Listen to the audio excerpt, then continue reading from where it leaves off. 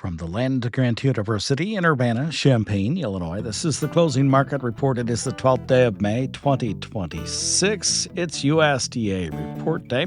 Coming up, we'll discuss this morning's report on the new crop supply and demand tables for both corn and soybeans with Naomi Blohm. She's at TotalFarmMarketing.com.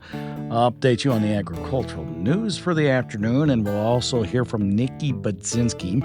She's the 13th Congressional District Representative in the United States Congress from Illinois and was on the Capitol steps earlier today with representatives from both sides of the aisle to urge passage of an E15 bill that's making its way through the House and will be voted on tomorrow. And then as we wrap up our time together, we'll talk about the weather forecast too. We'll do that with Don Day from Day Weather in Cheyenne, Wyoming on this Tuesday edition of the Closing Market Report from Illinois Public Media. It is public radio for the farming world.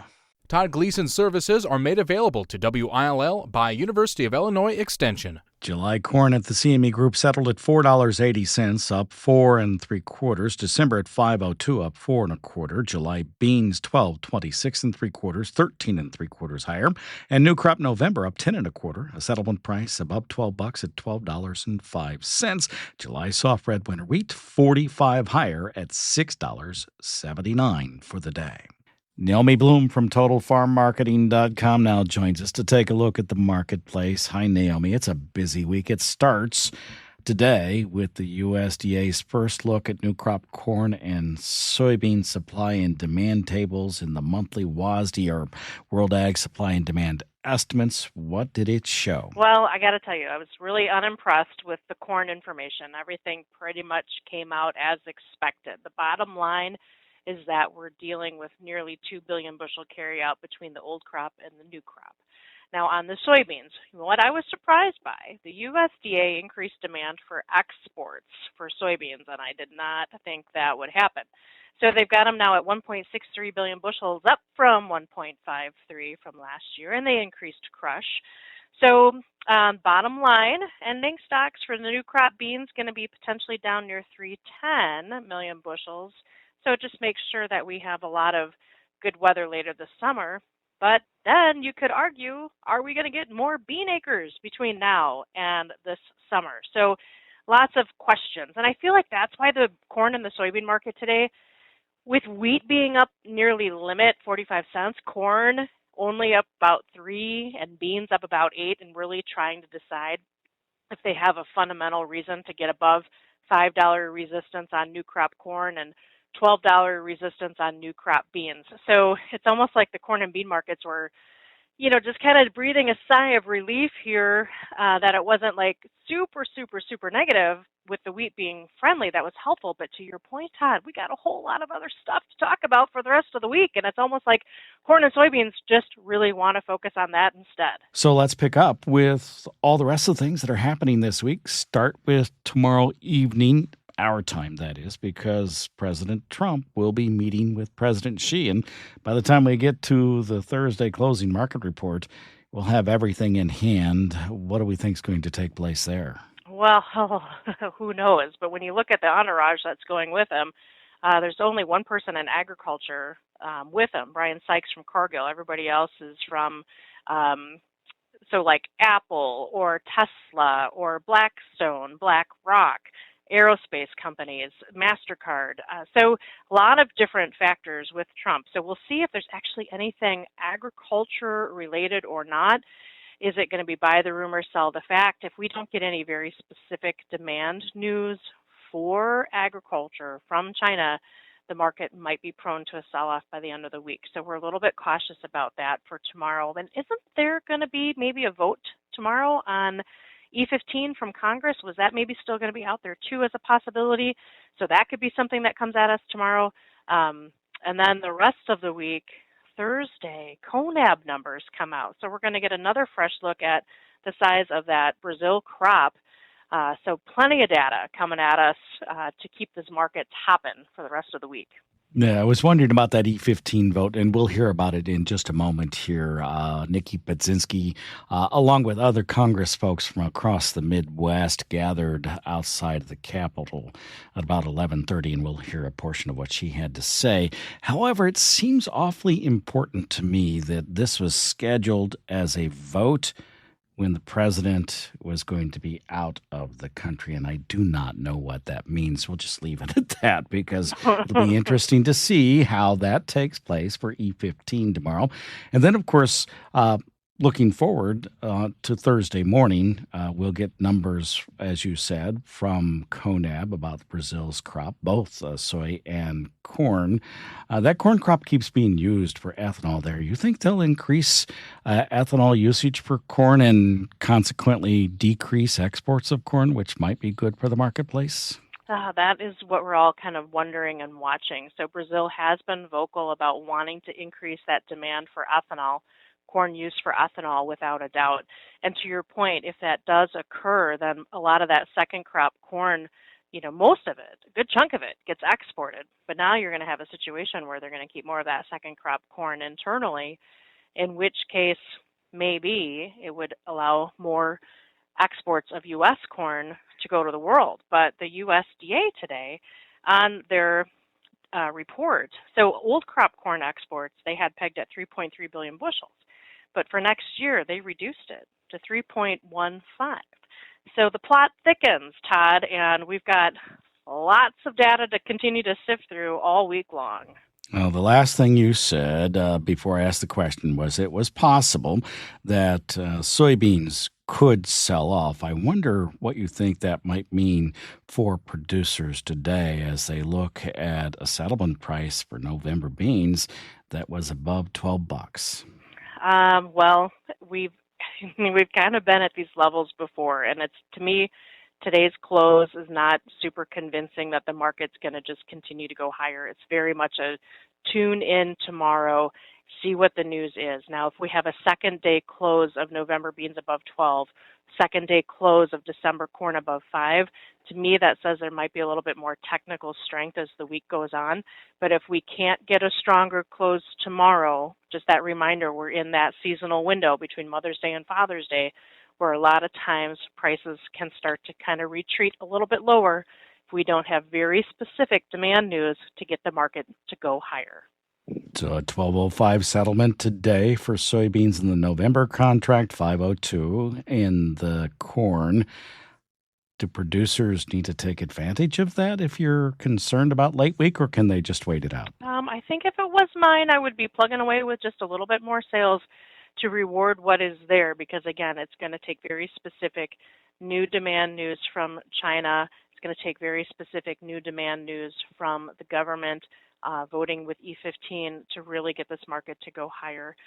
With the wheat market up strong today, we might see the market just a little firmer at the opening, but there's a very strong wheat seasonal that says that there's a sell signal based on the 5 and 15-year pattern, and of course past performance not indicative of future results. But May 15th is the date for Chicago July wheat and Chicago July Kansas City wheat.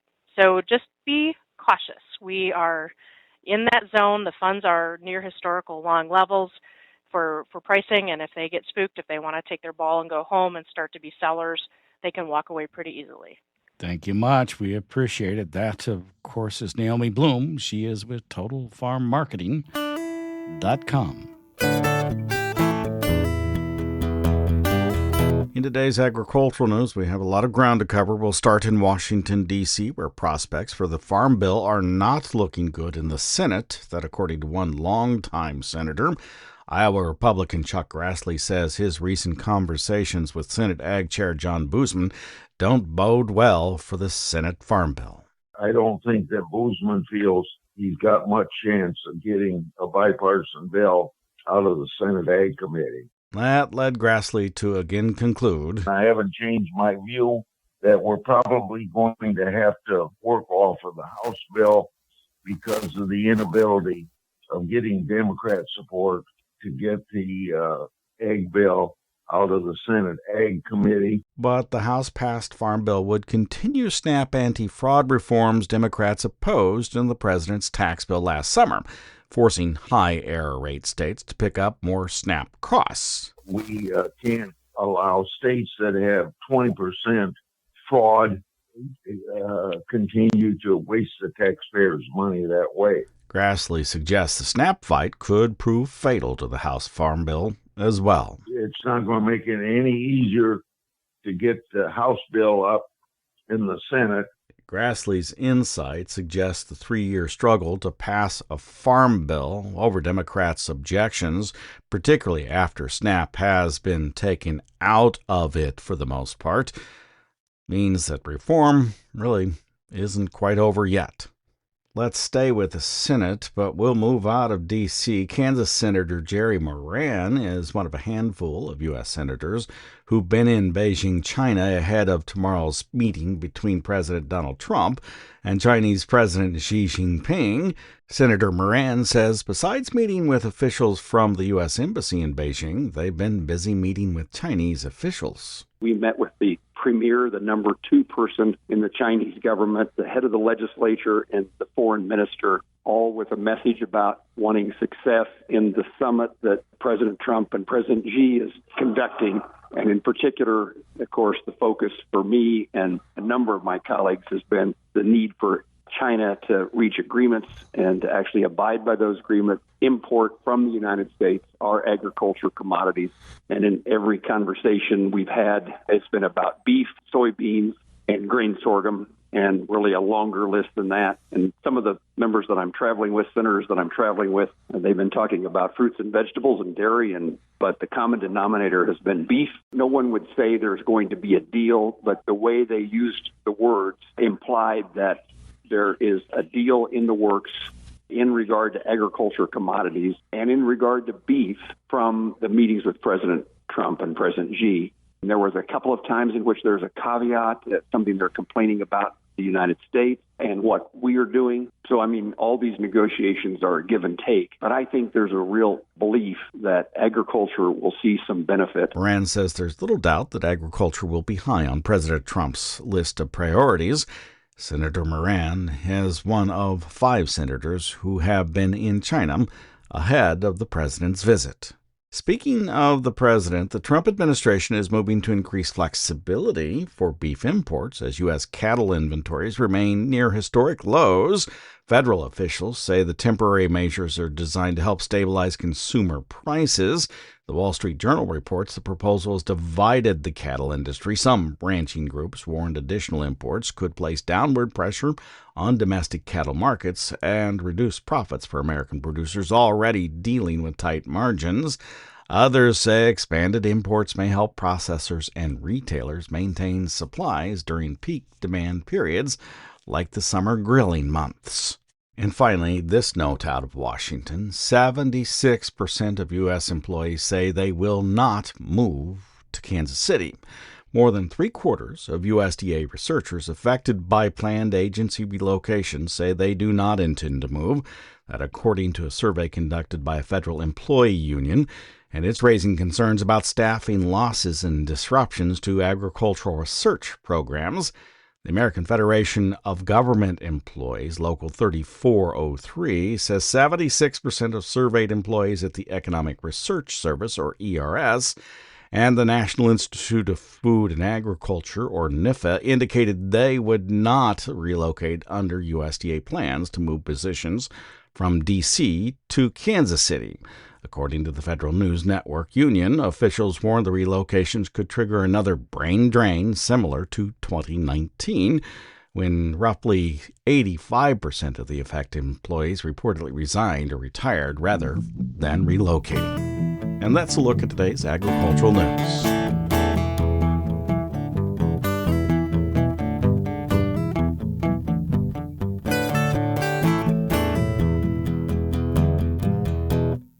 The push for year-round E15 gasoline is at a critical legislative juncture, and it's driven primarily by the need for consistent agricultural demand and the desire for market certainty among fuel retailers. Now, the debate centers upon updating decades-old regulatory frameworks to align with current domestic biofuel production capabilities. The core obstacle for E15 stems from the Clean Air Act's volatility limits. Those were established in 1990. The statute restricts the sale of fuels with higher read vapor pressures during the summer driving season. That's from June 5th to September the 15th, to help curb smog-forming emissions. And while E10 was granted a statutory waiver, E15, well, it wasn't, despite E15 having a slightly lower volatility than E10.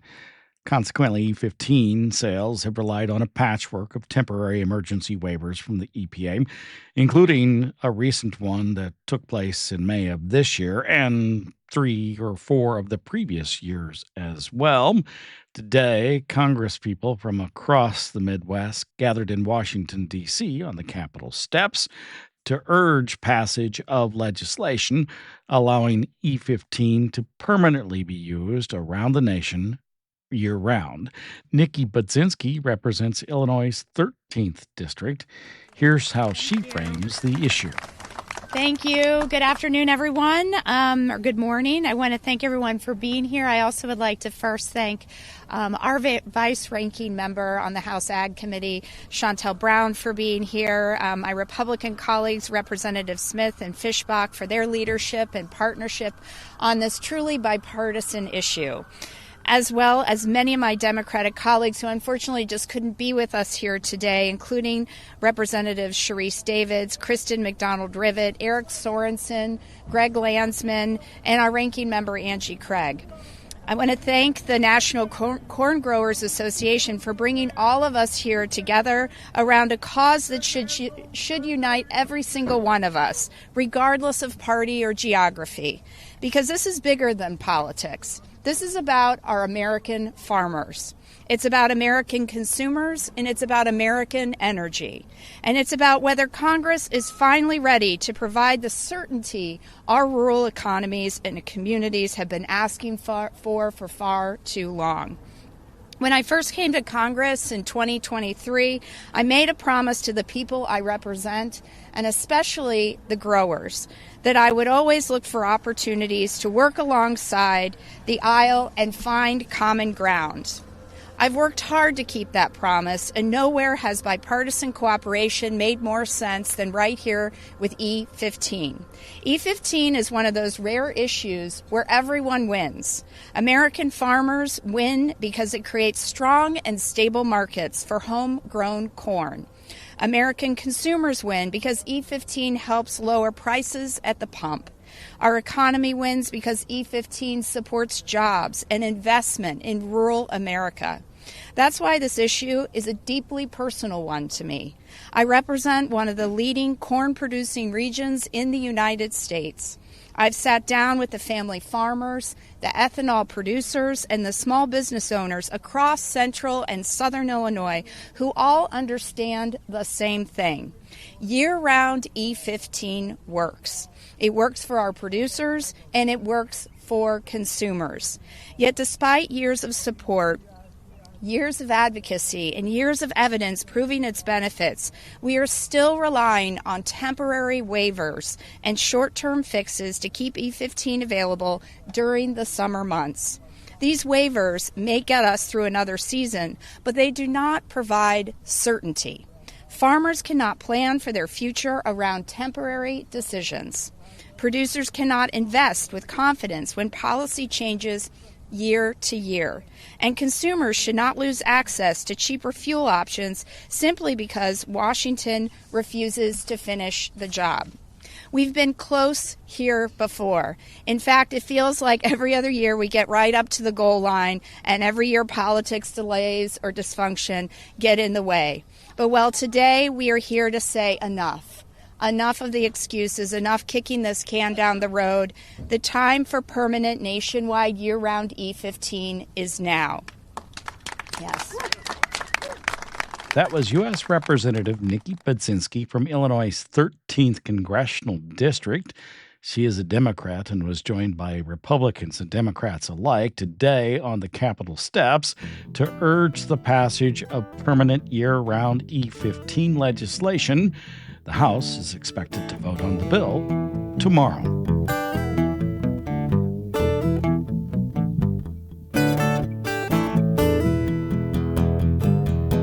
Let's turn our attention now to the growing regions across the planet. Don Day is here. He is with Day Weather in Cheyenne, Wyoming. Hi, Don. Thanks for being with us. Let's begin in the Corn Belt. What are conditions on the ground like today and your expectations for the next couple of weeks? Well, we're looking at a couple of big picture items that are going to end up dominating the weather across the Midwestern Corn Belt. First of all, you and I have discussed about this very large area of cold air and over Canada, which has really made a good part of May so far very, very cool. And at least here in the short term, there are a lot of temperatures that are still over the next couple of days ahead in the central and eastern United States. Great Lakes going to be cooler than average, probably all the way up through Thursday. But warmer air is going to get pushed out from the west. So after still a little bit of cool May weather, some warmer temperatures are coming. And that will, this weekend, help spawn some shower and thunderstorm activity. And we do need to be on the lookout as we get into the end of this week and this weekend as that warmer, moist air comes in. Probably going to get into some shower and thunderstorm activity. And some of it is going to be strong in some parts of the central U.S. Anything we need to know about week 2? Week 2 is going to be interesting. Interesting meaning that's a good question because I'm not sure we have a good handle on week 2.